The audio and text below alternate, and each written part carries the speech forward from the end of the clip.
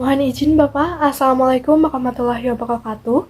Kami dari kelompok 3 akan mempresentasikan hasil diskusi kami untuk RTM 3. Sebelumnya, izin memperkenalkan anggota kelompok kami. Anggota kelompok kami terdiri dari 5 orang. Yang pertama ada Dea Fitriani, yang kedua Indri Sepniati, yang ketiga Tri Utari, yang keempat Faja Nadira Jahwa, dan yang kelima saya sendiri, Erliana Fitriani. Di sini nilai-nilai yang akan kita bahas itu ada dua, yaitu yang pertama itu ada ikigai atau filosofi yang berasal dari Jepang, dan yang kedua adalah ojo, adigang, adigung, adiguna yang berasal dari Jawa. Siap izin, perkenalkan nama saya Faza Nadira Zahwa dengan NIM 23500912236. Jadi di sini saya akan menjelaskan apa sih itu ikigai. Ikigai adalah sebuah konsep dari bahasa Jepang yang artinya iki adalah kehidupan dan gai adalah nilai. Jadi ikigai adalah nilai kehidupan. Atau dalam arti lain, ikigai ini adalah makna kehidupan atau kayak kebahagiaan, tapi definisinya itu kayak lebih mendalam dan kebahagiaannya itu secara penuh. Terus bersifat jangka panjang yang berkaitan dengan tujuan hidup, motivasi untuk menjalankan aktivitas sehari-hari, dan keseimbangan dalam kehidupan. Untuk masyarakat Jepang sendiri, mereka ini sebagian besar sudah menerapkan konsep ikigai dalam kehidupannya. Karena mereka percaya, kayak dengan menerapkan konsep ini tuh, mereka tuh menjadi lebih paham, mereka tuh menjadi lebih tahu makna dalam kehidupan mereka gitu. Dan ini juga, konsep ini juga yang menjadi alasan mengapa mereka itu menjadi salah satu negara yang memiliki harapan hidup yang tinggi. Karena menurut mereka, alasan kayak untuk bahagia itu tidak perlu besar atau tidak perlu mewah gitu. Cukup dengan hal-hal sederhana dan kecil seperti kayak bisa melihat matahari terbit yang indah di pagi hari, terus kayak minum secangkir kopi panas di pagi hari, atau memasak makanan untuk dimakan bersama keluarga.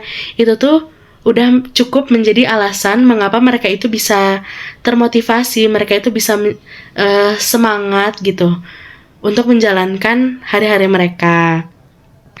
Karena menurut orang yang menerapkan konsep ikigai ini,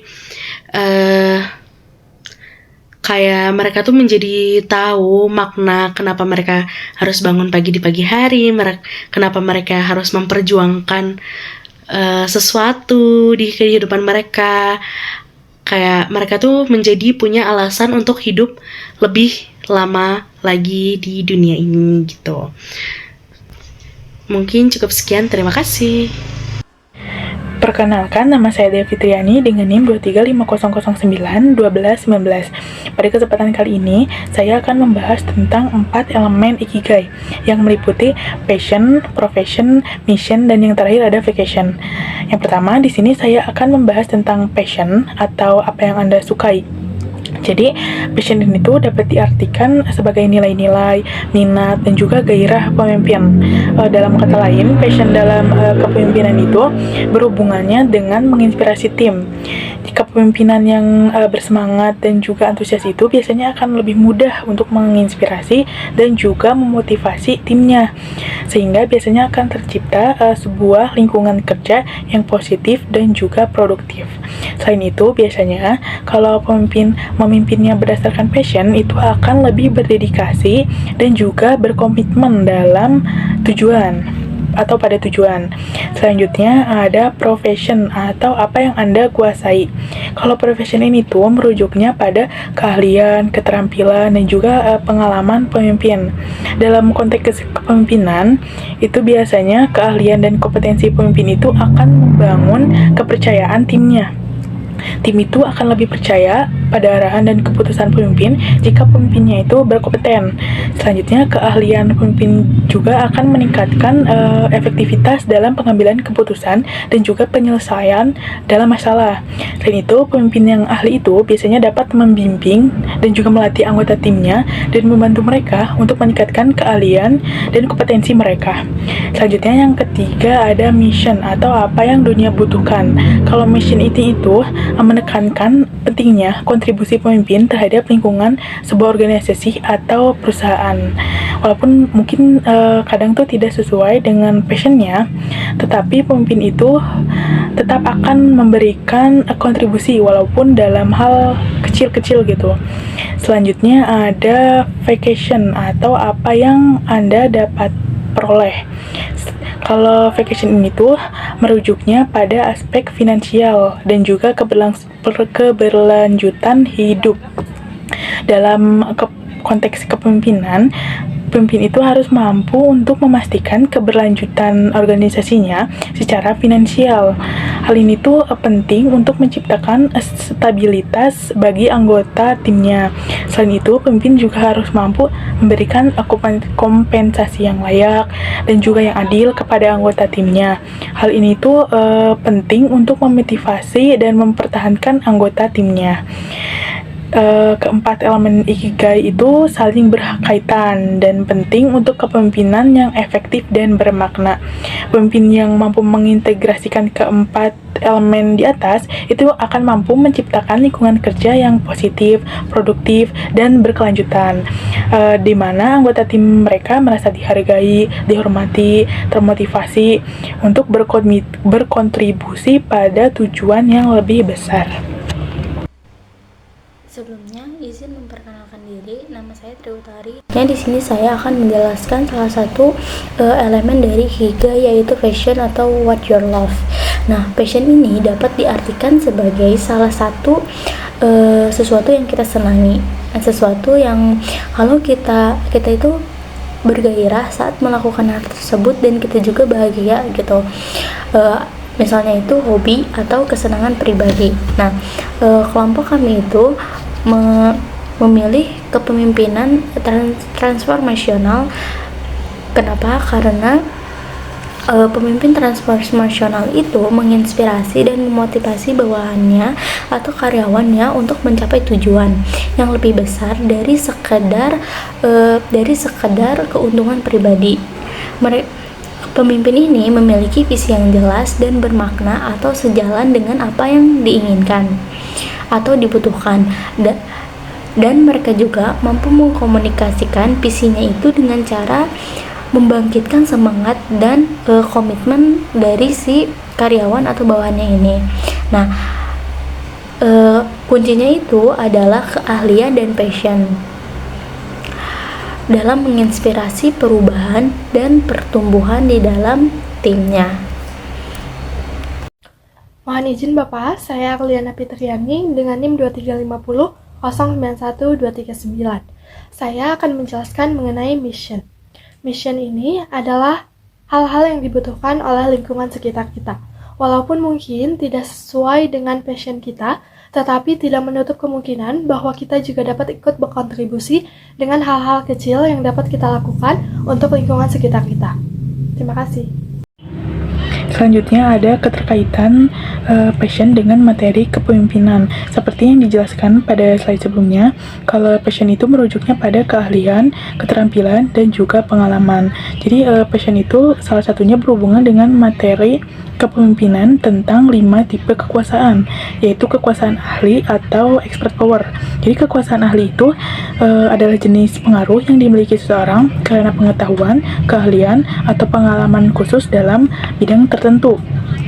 Seorang pemimpin yang terhubung dengan ikigainya, yaitu profession, itu akan menggunakan keahliannya untuk melayani dan membimbing timnya, membantu mereka untuk berkembang dan mencapai potensi mereka.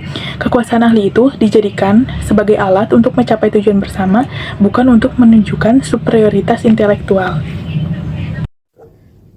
Baik, mohon izin, saya Iris Sepniati dengan NIM 2350091220 akan menjelaskan mengenai keterkaitan antara vacation dengan servant leadership. Passion adalah sesuatu yang dapat kita lakukan dan menghasilkan suatu pendapatan bagi kita. Sedangkan servant leadership adalah suatu gaya kepemimpinan yang berfokus pada melayani kebutuhan tim. Fokusnya bukan pada wewenang maupun kekuasaan, tetapi pada pemberdayaan dan pertumbuhan tim mereka. Biasanya, pemimpin yang menerapkan gaya kepemimpinan servant leadership ini lebih memprioritaskan timnya daripada dirinya sendiri. Prinsip vacation ini dapat berjalan dengan gaya kepemimpinan servant leadership. Ketika seorang pemimpin menerapkan gaya kepemimpinan servant leadership, maka dia akan fokus pada pelayanan timnya dan membantu mereka untuk sukses. Ketika timnya sukses, maka bisnisnya pun akan sukses dan mendapatkan pendapatan atau vacation yang baik. Jadi, servant leadership di sini dapat membantu kesuksesan vacation seorang pemimpin. Bukan hanya sukses untuk mendapatkan uang, tetapi sukses dalam melayani dan memberdayakan orang lain. Ojo adigang, adigung, adiguna. Peribahasa yang berasal dari bahasa Jawa ini memiliki arti yang sangat mendalam. Pepatah ini mengajarkan kita untuk tidak berlaku sombong atas kekuatan, kepintaran, serta kekuasaan yang kita miliki. Kata ojo berasal dari bahasa Jawa yang berarti jangan, yang merujuk pada kata-kata selanjutnya yaitu adigang, adigung, dan adiguna.